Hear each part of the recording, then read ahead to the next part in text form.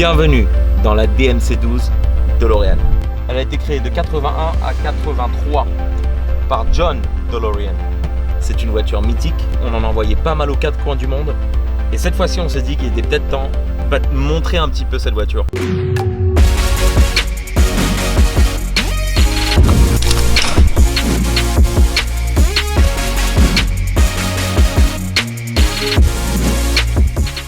Finalement, qu'est-ce qu'il y a derrière cette coque en stainless steel?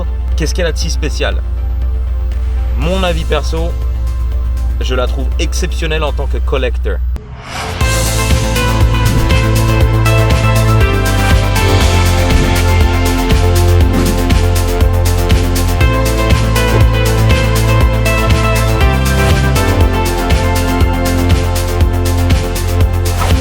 Importé du futur par ici un Port.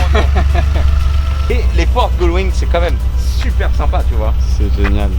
Côté innovation, en 1980, d'avoir une bagnole comme ça, c'était assez Exceptionnel. D'ailleurs, c'est la raison pour laquelle ils l'ont pris dans le film, c'est parce qu'ils voulaient justement dans le film montrer une voiture très différente de ce qu'ils vendaient, ouais, carrément. Ouais. Autant choisir une qui est de la gueule. Sur le côté investissement quand même, c'est une voiture qui monte en valeur parce qu'il y a peut-être 10 ans, on les payait à peine 20 000 $. Aujourd'hui, t'en veux une bien, c'est 35, 40 000. D'ailleurs, dans l'émission Direct Auto, on avait, à tous ceux qui n'ont pas vu l'émission Direct Auto, le lien, il se trouve juste en dessous.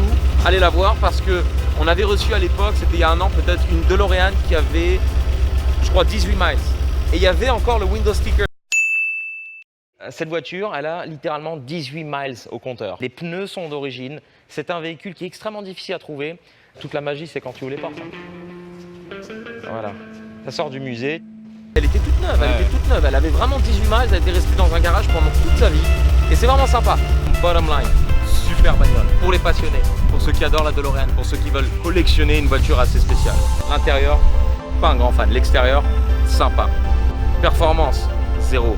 Style, 100%. Allez, on s'envole. Je sais pas si on va réussir à le faire.